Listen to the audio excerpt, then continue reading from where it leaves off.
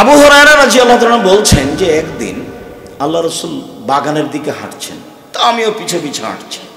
তো একটু পরে আমাকে বলছেন, কে? জি আমি আবু হুরায়রা। ও আচ্ছা ঠিক আছে, আসো। তো দুজন মিলে যাচ্ছি যাচ্ছি যাচ্ছি, বাগানের অনেক দূর চলে গেলাম। একটু পরে আমাকে বলছেন, আবু হুরায়রা তুমি থাকো, আমি একটু আসছি ওদিক থেকে। আমাকে বসে রেখে চলে গেলেন।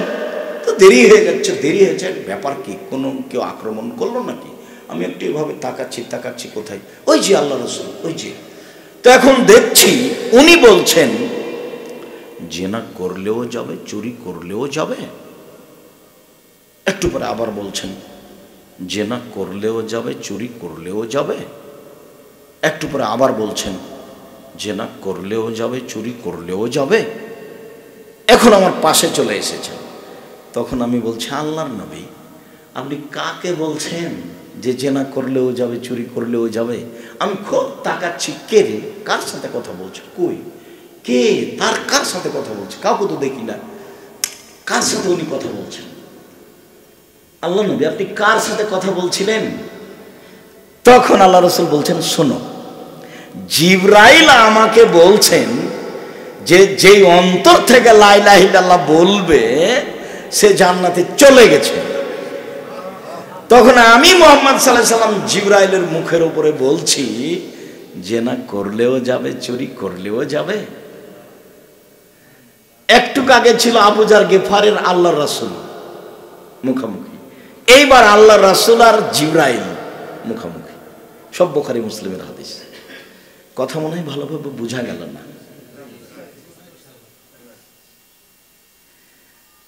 তো মূল কথা ওইটাই, বড় পাপ অনেক আছে, এর বাস্তবতা মাঠে খুব বেশি, সেই জন্য। আর মূল কথা হলো তাওহীদ। অন্তর থেকে লা ইলাহা ইল্লাল্লাহ বললে আর শিরক থাকে না, আর শিরক থাকলে এটা থাকে না। কবরের উপরে যে কোনো ভালোবাসা থাকলে ঈমান কেটে গেছে, লা ইলাহা ইল্লাল্লাহ কেটে যাবে, সে যেই হোক। আপনার বিড়াল দহা নিয়ে নয়, সারা পৃথিবী নিয়ে একই কথাই। কবরের উপরে সামান্যতম সরিষা সমান ভালোবাসার কোনো সুযোগ নাই। কবর কবরই। কবর ভেঙে সাতখান হয়ে যাচ্ছে, পা দেখা যাচ্ছে, হাত দেখা যাচ্ছে, তারপরও কিছু করার প্রয়োজন নেই। অতিরিক্ত কিছু করতে চাইলে কাটটাট দিয়ে একটু বুঝিয়ে দিয়ে, বাঁশ টাস দিয়ে ঘেরে দেন, পাকা করার কোনো সুযোগ নেই। আমি না হয় ভেঙে দিলাম না কবর, আপনি না হয় ভেঙে দিলেন না কবর, কিন্তু ঈসা আলাইহিস সালাম যেদিন আসবেন সেদিন কে ঠেকাবে? সেদিন তো শাহজালাল শাহপরানের কবর কেউ ঠেকাতে পারবে না। আর কবর এখানে কি দেখবেন? কবর দেখেন ইরানে গিয়ে, কবর দেখেন ইরাকে গিয়ে, কবর দেখেন মিশরে গিয়ে, তাহলে বুঝতে পারবেন ইরাক ইরানে কবর পূজা কি জিনিস। এদেশে আছে টুকটাক ভাঙাচোরা আছে। রাজশাহী উত্তরবঙ্গে না থাকাই ভালো, তবুও যে কেন আছে, কিভাবে যে আছে। কবর পূজা তো হবে বরিশালে, চট্টগ্রামে, এখানে কেন? কবর বানাবে, পীর মানবে, সেটা কোথায়? চট্টগ্রাম, বরিশালে, এখানে কেন? এখানে নয়। কথাটা খুব মনে রাখবেন। কবরে যে আছে তার ব্যাপারে আমার জিম্মেদারি মুখে বলা, আল্লাহ তুমি তাকে মাফ করো। তার ব্যাপারে আমার জিম্মেদারি তার নামে কিছু কি করা, দান করা। এই দুটা পথ, তৃতীয় কোনো সুযোগ নাই। তো এইখানে আপনাকে আপনার কাজ করার জন্য আন্তরিকভাবে আমার পক্ষ থেকে অনুরোধ রইল, যারা আপনারা এই মসজিদের সভাপতি, সেক্রেটারি, যারা মসজিদ মাদ্রাসা করতে চাচ্ছেন, আপনারা আপনাদের মতো সহযোগিতা করে যাবেন ইনশাআল্লাহ, এবং সেইটা একটা পরিমাণ মতো করার চেষ্টা করবেন। আমি যখন বলি 10 টাকা হলেও দিবেন, আসলে আমি 10 টাকা চাইনি, ওটা আমার বলার গতি, যে 10 টাকা হলেও দিবেন, আসলে আমি 10 টাকা চাইনি। আমি চেয়েছি আপনার মতো, আপনার মতো, আপনার যেমন দিলে মানায় তেমন চেয়েছি। এ কথা নাই যে আমি 10 টাকার কথা বলেছি। আমি এ কথা বলেছি, এটা কথাই ঠিক, যে জামিয়া সালাফি কেউ যদি 10 টাকা দান করে, পতিতালয়ের মহিলা যদি কুকুরকে পানি পান করে জান্নাত পেতে পারে, তো তাহলে জামিয়া সালাফিয়া 10 টাকা দান করলে সেই জান্নাত পাবে ইনশাআল্লাহ। এদেশের প্রতিষ্ঠান শিরক মুক্ত প্রতিষ্ঠান জামিয়া সালাফিয়া, বিদআত মুক্ত প্রতিষ্ঠান জামিয়া সালাফিয়া, দল মুক্ত প্রতিষ্ঠান জামিয়া সালাফিয়া, সংগঠন মুক্ত প্রতিষ্ঠান জামিয়া সালাফিয়া, হিংসা মুক্ত প্রতিষ্ঠান জামিয়া সালাফিয়া, সর্ববৃহৎ সর্বোচ্চ শিক্ষামানের শিক্ষক গণে প্রতিষ্ঠান জামিয়া সালাফিয়া। 10 টাকা দান করলেও সে জান্নাতে যাবেই। পতিতালয়ের মহিলা যদি কুকুরকে পানি পান করে জান্নাত পেতে পারে, 10 টাকা জামিয়া সালাফি দান করলেও জান্নাত পাবে ইনশাআল্লাহ। এটা দৃঢ়তা কাজ করে। এর অর্থ হলো এইটাই যে তার শক্তি সামর্থ্য অনুযায়ী কাজ করবে। আর একজনের কাজে চাই যদি, তো 10 টাকা দিবে। নিজে সবাই মিলে এখানে আপনারা প্রতিষ্ঠান করছেন, যারা বাইরে 10 টাকা দেন তারা এখানে 500 টাকা দিবেন, 1000 টাকা দিবেন, 5000 টাকা দিবেন, 50,000 টাকা দিবেন। কাজটা যেন হয় সবাই বসে থেকে চিন্তা ভাবনা করে যেভাবে করলে করা যাবে, করা সহজ হবে, সেভাবে করবেন। সম্মানিত ভাই, আমি বলছিলাম যে রাসূল সাল্লাল্লাহু আলাইহি সাল্লাম বলেন 2 শ্রেণীর মানুষ জান্নাতে যাবে। বাকাত মিন খাশিয়াতিল্লাহ, যে আল্লাহর রাস্তায় কাঁদে। হারাসাত ফি সাবিলিল্লাহ, যে আল্লাহর রাস্তায় পাহারা দেয়। এই 2 শ্রেণীর মানুষ জান্নাতে যাবে। আবার তিনি বললেন 3 শ্রেণীর মানুষ জান্নাতে যাবেই, ওরা জাহান্নামে যাবে না। 1 বাকাত মিন খাশিয়াতিল্লাহ, যে আল্লাহর ভয়ে কাঁদে। 2 হারাসাত ফি সাবিলিল্লাহ, যে আল্লাহর রাস্তায় পাহারা দেয়। 3 গাজাতান মাহারিমিল্লাহ, বেগানা নারীকে দেখে, অপর নারীকে দেখে চক্ষু নিচু করে যে, সে জান্নাতে যাবে। এটা খুব কঠিন। ফলাফল জান্নাত, তার মানে এটা সহজ নয়। ফলাফল জান্নাত, তার মানে এটা সহজ নয়। এখন তো খুবই কঠিন। এখন তো মোবাইলে ল্যাংটা মেয়ে দেখা যায়, এখন তো বাড়িতে টিভি আছে দেখা যায়। তো এইভাবে কি আর বেঁচে থাকা সহজ? যে না, কঠিন। আল্লাহ রাসূল বললেন যে ঈমানের উপরে থাকা হলো আগুনের উপরে থাকা। তো মানুষ কি আগুনের উপরে দাঁড়িয়ে থাকতে পারবে? তার মানে কি, ঈমানের উপরে থাকা খুবই কঠিন। খুব ত্যাগ তিতিক্ষা চেষ্টা হিসাব নিকাশ করে ঈমানের উপরে থাকা যায়। ঈমান যত বেশি পাপ তত কম, ঈমান যত কম পাপ তত বেশি। তাহাজ্জুদ পড়ছে তবুও পাপ হবে, হজ করছে তবুও পাপ হবে, উমরা করছে তবুও পাপ হবে। কেন? ঈমান কম।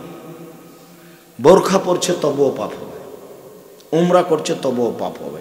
কেন? ঈমান কম। ঈমান যত বেশি পাপ তত কম, ঈমান যত কম পাপ তত বেশি। এটা মুখামুখি। আপনি আমিও অবাক যে লোকটা তো ভালো, আমরা তো জানি 5 ওয়াক্ত সালাতে আগেই তো মসজিদে যাই, আর সিয়াম পালনের সময় রমজান মাসে কত আজান দেয়, কত বেশ ভালো পরহেজগার মানুষ, দাড়িও আছে। আবার শুনছি যে অন্যায় হয়েছে।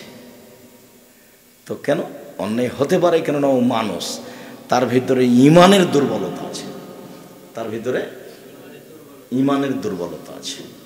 আবার বললেন যে আল ঈমান আল হায়া কারনাউ জামিয়া, ঈমান আর লজ্জা এই সাথে এভাবে লেগে আছে একসাথে। এই যা রফে আহাদুম রফে আখার, একটা উঠে গেলে আরেকটা চলে যাবে। তো সাধারণত লজ্জা চলে যায়। পাপ যখন হয় তখন কি চলে যায়? লজ্জা চলে যায়। মানুষ যখন মানুষের বিরোধিতা করে, তাকে জেলে দিতে চায়, তাকে তার প্রতি অন্যায় করতে চায়, তাকে মারতে চায়, গালি দিতে চায়, তখন লজ্জা তার ভিতরে কাজ করে না। সে তখন বলে করব, সে তখন বলে করব। তার মানে তার লজ্জা তার ভিতরে কাজ করে না, সে জানছে যে এটা অন্যায়। আল্লাহ রাসূল বলছেন যে ঈমান আর লজ্জা একসাথে থাকে, একটা উঠে গেলে আর একটা চলে যায় সাথে সাথে। কেউ কাউকে রেখে থাকতে পারবে না। দুইজন কি করবে? একই সাথে থাকবে, আর না হলে একই সাথে যাবে। তো যখন পাপ করতে পারছে তখন তার লজ্জা তার কাছ থেকে কমে গেছে, যার কারণে ঈমান চলে গেছে। রাসূল সাল্লাল্লাহু আলাইহি সাল্লাম বলছেন যে লাইয়ালিজার রাজুলুন নারা বাকামিন খাসিয়াতিল্লাহ তাইলিজাল লাবানুদ্দারা, গাভীর বাঁট ওলান থেকে চাপ দিয়ে দুধ বের করে ভিতরে ঢোকানো যায় না, যেমন আল্লাহর ভয়ে কাঁদে যে সে জাহান্নামে যাবে না, তেমন আল্লাহর ভয়ে কাঁদে যে সে জাহান্নামে যাবে না, তেমন এটা যেমন গাভীর বানে পুনরায় দুধ ঢোকানো যেমন অসম্ভব, এই মানুষের জাহান্নামে যাওয়া তেমনি অসম্ভব। কথা তো আল্লাহ রাসূল এভাবেই বললেন। যেমন ওখানে বললেন যে ফরজ সালাতের পরে যদি আয়াতুল কুরসি পড়ে তো জান্নাতে চলে গেছে, তো ঢোকেনি কেন? বলে মরে নিয়েছেন। তো এটা খুব শক্ত কথা হলো না? খুব শক্ত কথা হলো। মরলেই জান্নাতে যাবে, তো এটা কাঁদলেই সে জান্নাতে যাবে, ওর জাহান্নামে যাওয়াটা তেমনই অসম্ভব। গাভীর বাঁট থেকে দুধ বের করে ভেতরে ঢোকানো যেমন অসম্ভব, মানে যাবে। রাসূল সাল্লাল্লাহু আলাইহি সাল্লাম বলছেন, লাইসা শাইউন আহাব্বা ইলাল্লাহি মিন কাতরাতাইনি ওয়া সানাইনি, দুইটি বিন্দু ফোঁটা আল্লাহর কাছে যত প্রিয়, দুইটি দাগ চিহ্ন আল্লাহর কাছে যত প্রিয়, পৃথিবীর কোনো কিছু আল্লাহর কাছে তত প্রিয় নয়। এ হাদিসই আজকের আলোচনার শেষ হাদিস। দুইটি দাগ চিহ্ন আল্লাহর কাছে যত প্রিয়, দুইটি বিন্দু ফোঁটা আল্লাহর কাছে যত প্রিয়, কোনো কিছু আল্লাহর কাছে তত প্রিয় নয়। চারটার 1 নাম্বার, কাতরাতু দুমুইন মিন খাশিয়াতিল্লাহ, আল্লাহর ভয়ে 1 ফোঁটা চোখের পানি। আল্লাহর ভয়ে 1 ফোঁটা চোখের পানি আল্লাহর কাছে যত প্রিয়, হজ ইবাদত আল্লাহর কাছে তত প্রিয় নয়। 1 ফোঁটা চোখের পানি আল্লাহর কাছে যত প্রিয়, রাতে তাহাজ্জুদ আল্লাহর কাছে তত প্রিয় নয়। 1 ফোঁটা চোখের পানি আল্লাহর কাছে যত প্রিয়, পৃথিবীর কোনো ইবাদত নাই যেটা আল্লাহর কাছে তত প্রিয়। 2, 1 ফোঁটা গায়ের রক্ত। 4টার সিরিয়াল, প্রথম যেটা সেটা সহজ, বাকিগুলো সব কঠিন। 2, 1 ফোঁটা গায়ের রক্ত, যুদ্ধে নেমে গিয়ে কেটে যাওয়া ফেটে যাওয়ার 1 ফোঁটা রক্ত আল্লাহর কাছে যত প্রিয়, পৃথিবীর কোনো কিছু আল্লাহর কাছে তত প্রিয় নয়। 3, যুদ্ধে নেমে গিয়ে কেটে যাওয়া ফেটে যাওয়া দাগ চিহ্ন, এইটা আল্লাহর কাছে যত প্রিয়, পৃথিবীর কোনো কিছু আল্লাহর কাছে তত প্রিয় নয়। 4, ইবাদত করতে করতে কপালের দাগ, হাঁটুর দাগ, টাকনুর দাগ, এই সব দাগগুলি আল্লাহর কাছে যত প্রিয়, পৃথিবীর কোনো কিছু আল্লাহর কাছে তত প্রিয় নয়। সিরিয়াল, 1 নম্বরটা সহজ, বাকিগুলো সবটাই কঠিন। 1 ফোঁটা চোখের পানি। 2, 1 ফোঁটা গায়ের রক্ত। 3, 1 ফোঁটা একটু গায়ের দাগ চিহ্ন। 4, ইবাদতের চিহ্ন। কথাগুলো বোঝা গেল না মনে হয়? 4টা মনে থাকবে তো? এই হলো 4টাই কাজ আল্লাহর কাছে সবচেয়ে বেশি প্রিয়। তো 1 নম্বরে যেটা আছে সেটা মানুষের জন্য সহজ। মানুষ রাতে উঠবে, আল্লাহকে বলবে, হাত তুলে দোয়া করবে, কান্নাকাটি করবে। আমি আপনাদেরকে অনুরোধ জানাচ্ছি, শুধু সভাপতি সেক্রেটারি নয়, সদস্য নয়, আপনারা সবাই যারা এই মসজিদে এসেছেন তারা সবাই মসজিদকে ভালোবাসেন, তারা সঠিক আকীদাকে ভালোবাসেন। সেই মর্মেই আমাদের সাথে ভালোবাসা। সেই মর্মে আমি আপনাদেরকে বলছি, আজ থেকে রাতে সালাত আদায় করতে উঠেন, অন্তত 2 রাকাত হলেও। আর যদি আশঙ্কা করেন যে আমি রাতে উঠতে পারবো না, তাহলে এশার সালাতের পরে বাসায় গিয়ে একটু কোরআন মাজিদ পড়েন, কিছুক্ষণ পরে 2 রাকাত সালাত আদায় করে ঘুমিয়ে যান। কেননা আল্লাহ রাসূল বলেছেন, এশার পর থেকে নিয়ে ফজর পর্যন্ত, আজান পর্যন্ত এই পুরো সময়টা হলো রাতের সালাতের সময়। আর তিনি বলেছেন, আলাইকুম বিকিয়ামিল লাইল, পৃথিবীর মানুষ তোমরা রাতে সালাত আদায় করো, ফরজ নয়, তোমরা রাতে সালাত আদায় করো। ফাইনহু দাউস সালেহিনা কাবলাকুম, তোমাদের পূর্বে যারা নবী রাসূল সিদ্দিক সহদা পরহেজগার মানুষ ছিল, তাদের ছিল এটা আদাত, অভ্যাস। অতীতের মানুষের রাতে সালাত আদায় করা কি ছিল? অভ্যাস, আদাত। তোমরা এটা গ্রহণ করো, এতে 3টে লাভ আছে। 1, কুরবাতুন লিরাব্বিকুম, আল্লাহকে নিকটে পাওয়া। 2, মাকাফরাতুন সায়াত, কাফরাতুন সায়াত, পাপ মিটে যাবে। 3 মানহাতুল নিসবা, পাপ থেকে দূরে সরে যাবে। এবার পাপ ওদিকে সরবে, তুমি এদিকে সরবে, চালু করো, ধীরে ধীরে পাপ সরে যাবে। 3টা কাজ হবে। 1, আল্লাহকে নিকটে পাওয়া যাবে।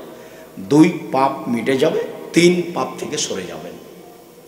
রাতে সালাত আদায় করতে শিখেন। সম্মানিত দিনী ভাই বোন, আমি আজকে শুধু এই জন্য এসেছি যে আপনারা এই মসজিদের যে সিদ্ধান্ত নিয়ে যে কাজ করতে চেয়েছেন, মাদ্রাসা মক্তব, সেই ব্যাপারে আপনারা জোরালো পদক্ষেপ নেন। আজকে আমার মুখের উপরে বলতে হবে এই কথা নয়, কাল থেকে আপনারা 50,000 হোক, 5,000 হোক, 10,000 হোক, 20,000 হোক, 2,000 হোক, 500 হোক, অংশগ্রহণ করা থেকেও বাকি থাকবেন না ইনশাআল্লাহ। আপনি আপনার মতো অবশ্যই অংশগ্রহণ করবেন। আল্লাহ আপনাকে কবুল করুক। আমি আব্দুর রাজ্জাক বিন ইউসুফ, আপনার কাছের মানুষ। আমি আন্তরিকভাবে আপনার জন্য দোয়া করি, আল্লাহ আপনাকে নিরাপদে রাখুক, আল্লাহ আপনার অর্থ সম্পদে বরকত দান করুক। আপনার এখন এই কয়েকটা হাদিসের ফলাফলে আপনাকে বলি। সালাত আদায় করে জান্নাত পাওয়া যায়, যেতে পারে, জান্নাত কিনা যাবে না। সিয়াম পালন করে জান্নাত পাওয়া যায়, যেতে পারে, জান্নাত কিনা যাবে না। হজ করে জান্নাত পাওয়া যায়, যেতে পারে, জান্নাত কিনা যায় না। কোরআন তেলাওয়াত করে জান্নাত পাওয়া যেতে পারে, পাওয়া যায়, কিনা যায় না। তাসবিহ তাহলিল জিকির আজকার করে জান্নাত পাওয়া যায়, যেতে পারে, কিনা যায় না। পৃথিবীতে একটাই ইবাদত আছে, সেটা হলো দান, যা দিয়ে জান্নাত কিনা যায়। সেটা হলো সাদকাত বুরহান, দান হলো দলিল। বিচারের মাঠে আমি আল্লাহকে বলবো আমি জান্নাত পাবো। আল্লাহ যদি বলেন কেন, তখন আমার কাছে দলিল আছে, প্রমাণাদি আছে, আমি এমনি দাবি করিনি। আমার দাবিটা অনার্থক নয়। আমি যে জান্নাত পাবো তা আমি কোনো হোমসিকেলি দাবি করিনি। আমি সলাতের বিনিময়ে জান্নাত চাইনি, সিয়ামের বিনিময়ে জান্নাত চাইনি, হজের বিনিময়ে জান্নাত চাইনি। আমি জান্নাত চেয়েছি যেটা নবী বলেছেন সেটা দিয়ে। উনি বলেছেন দান হলো দলিল। দলিল কি? জমি আমার, তারই দলিল। বাড়ি আমার, তারই দলিল। তো জান্নাত আমার, তারই দলিল। দানই একটা ভিন্ন ধরনের শক্তিশালী পাওয়ারফুল ইবাদত, যা দিয়ে জান্নাত কিনা যায়। কাজে এরকম পরিবেশ আপনাদেরটা তো আরো প্রতিকূলের জায়গা, যেখানে একবারে সেই যুগের সাহাবীদের মতো হয় সবাইকেই আন্তরিকভাবে দান করতে শিখতে হবে। তো কেউ যখন দানের কথা বলে না, তখন এই ইবাদতটা আর আমার কাছ থেকে হয় না। কেউ বলল যে 5,000 টাকা দেন, আমি একটু মসজিদের কাজটা করতে চাচ্ছিলাম। তো আমার মনে বলল কি যে করে, টাকা খাইয়া দেয় না, কি করতেও পারে, তো ব্যবসা বাণিজ্য চালু করেছে মনে হয়। আচ্ছা যাক, তারপর 500 টাকা দেও। তো এ বলল সেই জন্যই তো দিল। যাই যে কথাই মনে মনে ভাবুক, কিন্তু দিল কি কারণে? বলার কারণে। তো যখন মানুষ বলার থাকে, তখন মানুষের পক্ষ থেকে এই বড় ইবাদতটা হয়। আর যখন কেউ বলার থাকে না, তখন এই বড় ইবাদত থেকে মানুষ কি থাকে? বঞ্চিত থাকে। আর শয়তান তোকে খালি ঠকাতেই থাকে, খবরদার নয়, খবরদার নয়, হিসাবে কমে যাবে, খবরদার নয়, এই কাজ করো না তুমি। দিয়ে আবার মনে মনে বলে এত টাকা দিতে চাইলাম, ভুলই হলো, এত টাকা দিতে চাইলাম, ভুলই হলো, টাকাটা সংগ্রহ করা লাগবে। আবার বলবে না দিয়ে ঠিকই করেছি, না দিয়ে ঠিকই করেছি। এগুলো কে বলে বলেন তো দেখি? ওই হলো শয়তান। এই দেখুন ফাকরা। আল্লাহ বলছেন ও তোমার খালি দারিদ্রতার অদা দেয়, দারিদ্রতার অদা দেয়, দারিদ্রতার অদা দেয়। ওরও একটা বিপদ। ও আল্লাহর সামনে যে কথা বলেছে, দানের কারণে সে কথা টিকে না। দান থেকে যদিও মানুষকে ঠেকাতে পারে, তাহলে তার কথাটা টিকবে। যখন আল্লাহ তাকে বললেন তুই সরে যা, তখন ও বললো যে ঠিক আছে সরে যাব, আমাকে একটা সময় দিতে হবে কিয়ামত পর্যন্ত বেঁচে থাকার। বলে আচ্ছা ঠিক আছে, একটা সময় দিলাম, কিয়ামত নয়, একটা সময় দিলাম। যেমন আল্লাহ বলেছেন একটা সময় দিলাম, তখনও বলছে রব্বি, দেখেন বলার ঢং কেমন, রব্বি আমার প্রতিপালক, তোমার সম্মানের কসম, তোমার ইজ্জতের কসম, লাউব্যাল ইনসান, মানুষকে আমি ভুল পথে নিয়ে যাব, মা তামাত আর পিয়াসা দেহিম, ওর দেহে যতদিন শ্বাস থাকবে আমি তাকে ভুল পথে নিয়ে যাব যাব যাব। আমার প্রতি জোরালো ওয়াদাবদ্ধ, আমি তাতে ওয়াদা করছি। কিভাবে ও জান্নাতে যায় আর আমি কিভাবে জাহান্নামে যাই তাকে দেখে ছেড়ে দেব। মানে ও জিদের উপরে আছে, ও খুব চরম জিদের উপরে আছে। আমি কিভাবে জান্নাতে যাই সেটাও দেখে ছেড়ে দিবে। ওটা কে? শয়তান। এটা আল্লাহর সামনে বলছে। তখন যদি আল্লাহ বলতেন যে আমি তাকে নিজ হাতে সৃষ্টি করেছি, তুই তাকে জাহান্নামে নিয়ে যাবি না, আমি জান্নাতে দেব, এটা বললে হতো। তিনি বলছেন, দেখ আমার সম্মানের কসম, আমার নিজের, আল্লাহ বলছেন আমার সম্মানের কসম, আমার ইজ্জতের কসম, আমার মর্যাদার কসম, আদম সন্তান যতবার আমাকে বলবে ভুল হয়েছে ততবার আমি বলবো ঠিক আছে মাফ করলাম, ঠিক আছে মাফ করলাম, ঠিক আছে মাফ করলাম। তো ঠিক আছে, তোরটা তুই কর, আমারটা আমি করব। তবে আপনি একটা কথা মনে রাখবেন, আল্লাহটা সবসময় আগে আর আমারটা পরে। একদিন আল্লাহ রসুলের সাথে মুআয ইবনে জাবাল আছেন গাধার ওপরে। তো গাধার উপরে পিছনে বসে থাকলে কত দূরে হতে পারে? একবারই সামান্য। অনেক সময় মোটর সাইকেলে তো একটু ফাঁকা রাখা যায়, ওদের তাও রাখা যাবে না, কিন্তু একবারই গাধা ছোট প্রাণী। মিশরে গিয়ে দেখলাম এভাবে চলছে, ছোট প্রাণী। তো আল্লাহ রসুল বলছেন মুআয, তো মুআয বলছেন লাব্বাইক ওয়া সাদাক, জি আমি প্রস্তুত, জি আমি প্রস্তুত। তো আল্লাহ রসুল বলছেন মুআয লাব্বাইক ওয়া সাদাক, জি আমি প্রস্তুত। মুআয, জি লাব্বাইক ওয়া সাদাক, আমি প্রস্তুত। আচ্ছা কথা বললি তো হয়, পাশেই তো আছে, তো এত কেন মানে ওকে প্রস্তুত করছেন? যার কারণে আমি যখন বক্তব্য দিই, কেউ যখন হাঁটে কথা বলে, তখন ওটা আমি গ্রহণ করতে পারি না। আল্লাহ রসুল একটা কথা বলবেন, সেজন্য তাকে রেডি করছেন। প্রস্তুত তো, প্রস্তুত তো, প্রস্তুত তো? হ্যাঁ প্রস্তুত, হ্যাঁ প্রস্তুত। আচ্ছা বলতে পারো মুআয, আল্লাহ আমাদের কাছে কি পায় আর আমরা তার কাছে কি পাই? এই হলো জিজ্ঞাসা। আমাদের একটা পাওনা আছে আল্লাহর কাছে, তাকে দিতে হবে।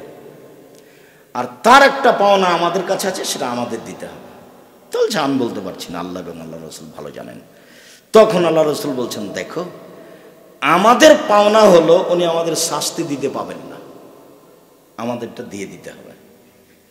ওর কাছে এটা পাই, উনি আমাদেরকে শাস্তি দিতে পাবেন না।